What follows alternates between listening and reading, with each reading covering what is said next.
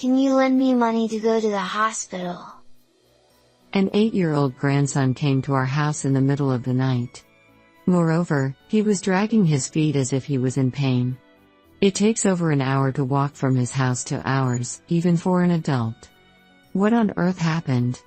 When I looked, blood was oozing from all over his body where it was scraped. With fatigue and pain, my grandson's eyes were vacant, and he seemed about to collapse. Absolutely not lending. My husband shouted at the poor child. He got angry and went somewhere. And after that, I was trembling with both my body and mind at my husband's unexpected behavior. I'm Melissa, 60 years old, living with my husband. My son and his wife live in a neighboring town, which is about an hour's walk from our house. The train service is poor, so a car is essential for transportation. My daughter-in-law Margaret is 6 years younger than my son, and they have an 8-year-old son named Anthony. Until now, my son Christopher often brought his son to our house, so I had been taking care of Anthony since he was a baby. On the other hand, my daughter-in-law rarely came, and I told my son to bring him over. However, Margaret seems to have been devoted to housework and child-rearing, and she wanted to make time for herself from now on. Furthermore, my son said, Margaret is very domestic and takes good care of us. He seemed to be very satisfied with the current state of their marriage. From here on, even if I am a mother, I cannot interfere, I told myself that, and let them do as they pleased. However, at that time, I didn't think at all that such a tragedy would strike later. That was when my son was promoted and decided to work overseas 6 months ago. Christopher, who is a doting family and doesn't want to be separated from his family even for a moment, wanted to leave America with his family. However, his wife expressed her opinion on that matter. Anthony has already started going to elementary school and has friends. It's cruel to transfer him. Of course, my son tried to persuade her. However, he was pushed by his wife and left for overseas alone with a heavy heart. And sadly, at the same time, Anthony stopped coming to our house. I had repeatedly asked Margaret to let us see Anthony, but every time she made excuses and refused. Still, I couldn't give up and begged her on the phone to let us see him even for a moment. Then Margaret became more and more angry and started to scold me. I can't stand having to worry about you guys when my husband is not here. Do you want to monitor me? No, I don't mean that. I just want to see Anthony's face for a short time at the entrance. Don't you understand that I don't want that? If you keep insisting, I'll tell Christopher to scold you. As soon as she said that, the call was abruptly disconnected. It seems hopeless no matter what I say.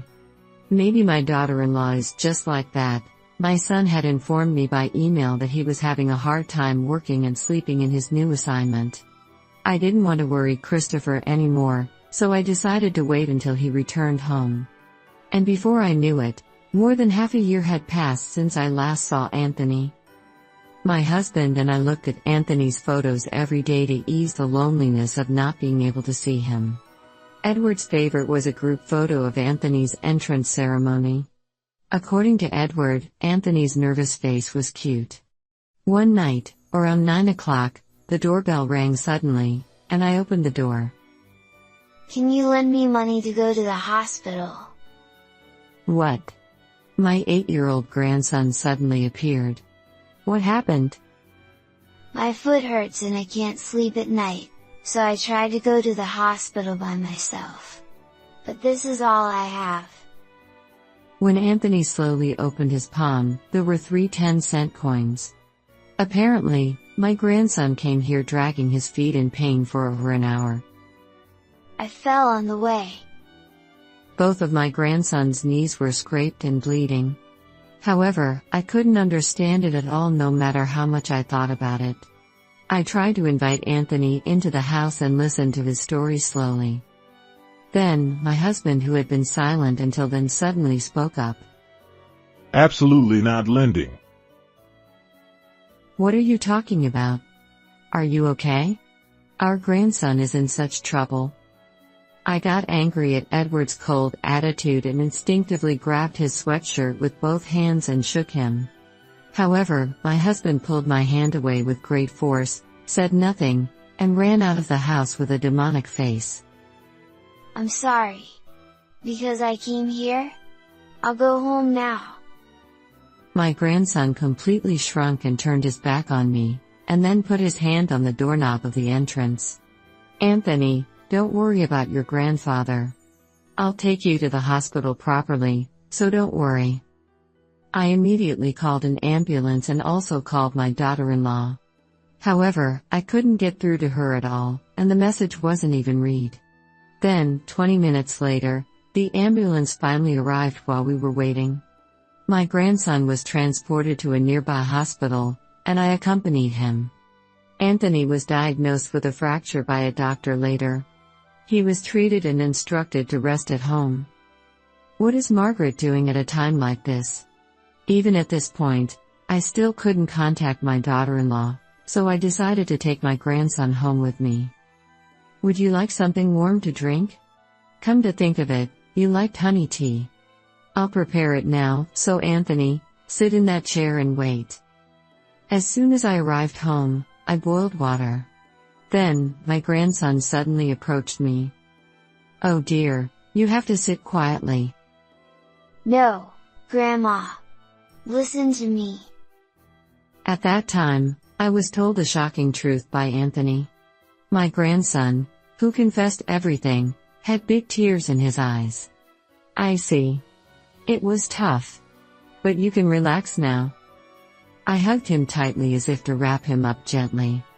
And after that, I was informed of an unexpected event by an unexpected person. Those guys who made Anthony feel this way, they won't get away with it. The flames of revenge burned fiercely within me. The next day at noon, my daughter-in-law finally answered the phone.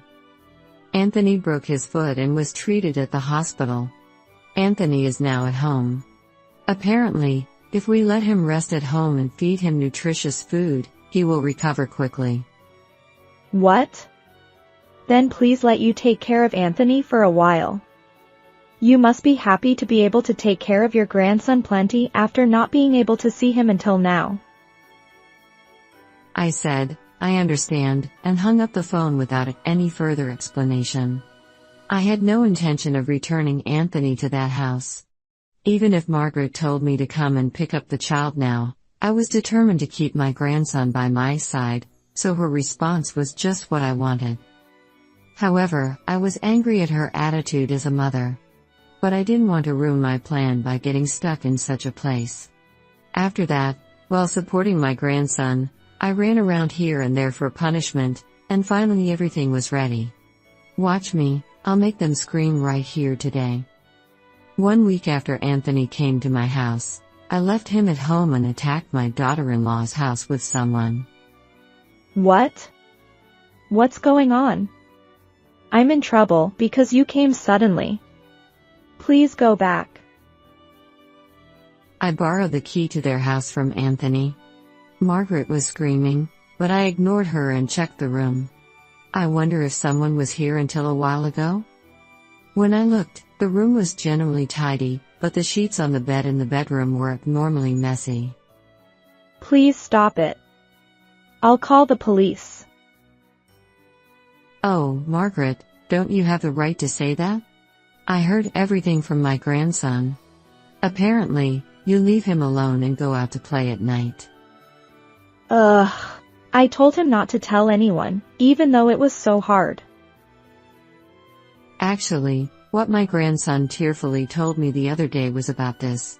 According to Anthony, one day, when he caught a cold and felt lonely alone, he tried to stop his mother from going out at night. Even so, you pushed Anthony and went out to play. He hurt his ankle when he fell.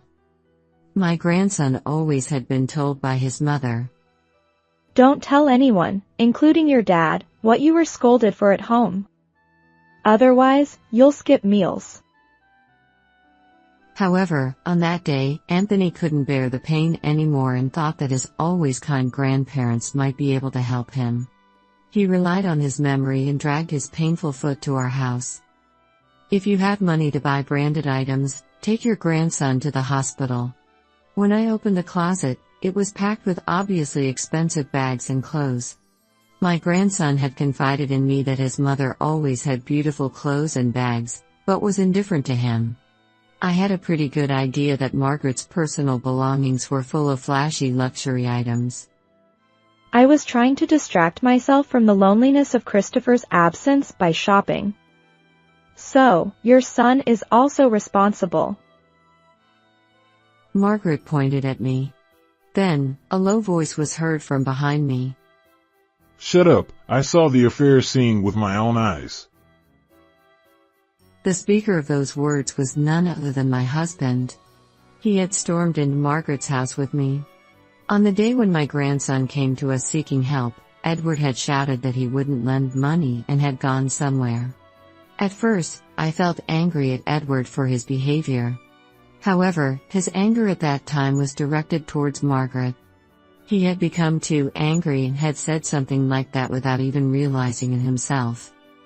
Also, Edward had gone to Margaret's house after leaving ours. I saw you getting into a car driven by a man at that time. Moreover, it was clear that the person was the teacher who had taught Anthony when he was in the first grade of elementary school. My husband remembered the face of the teacher who had taught the class at that time because he had looked at the group photo of Anthony's entrance ceremony every day. Actually, the event that someone had informed me of after my grandson had confided in me was the secret meeting between Margaret and his former homeroom teacher. I heard from the affair partner that you wore revealing clothes and made passionate advances to him during a parent-teacher conference. Based on my husband's testimony, I went to Anthony's school and questioned his former homeroom teacher.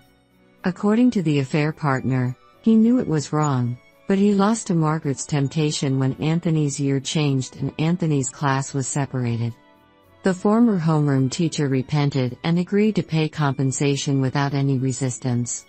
He had already submitted his resignation and promised to return to his hometown without ever seeing Margaret again. You said it was for the child, but did you actually stay in America because you didn't want to be separated from that man?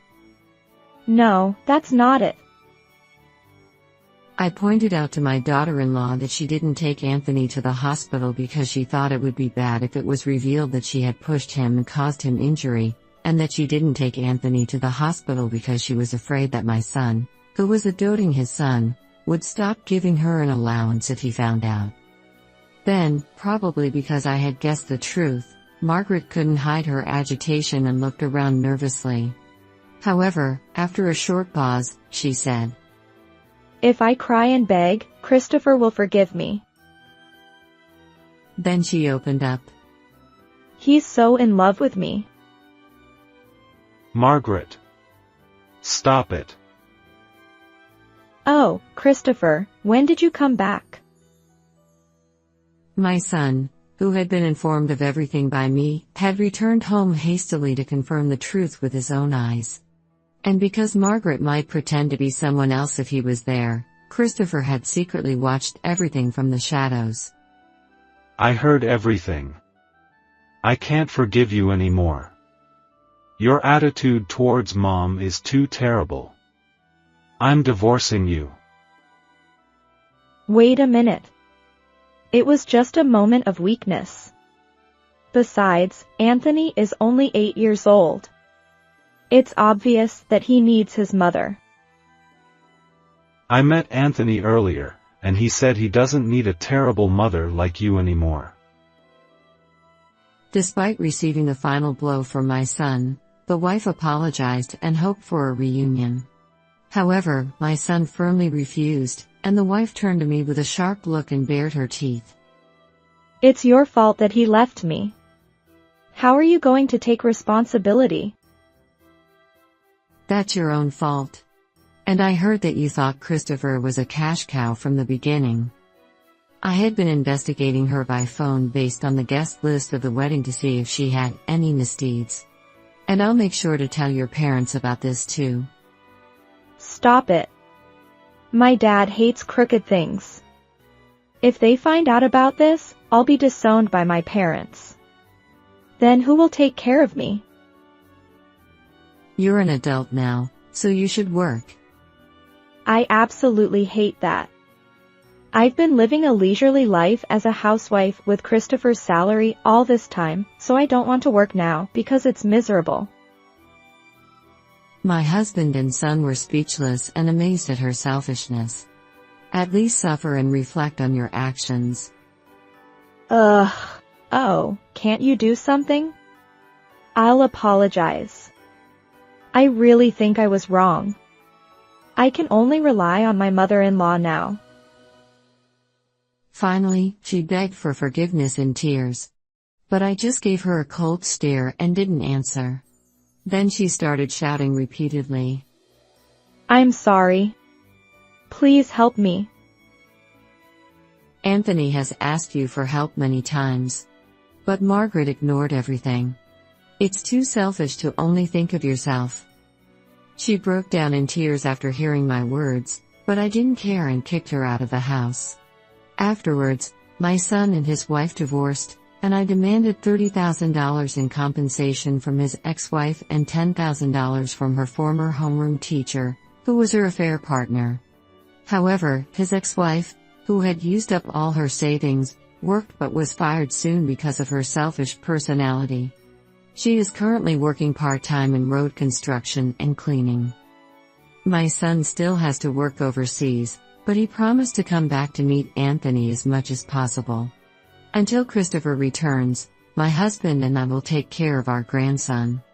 We are truly happy to see Anthony's growth and fill the gap that we couldn't meet before. How was this story? Please subscribe to the channel. See you in the next video.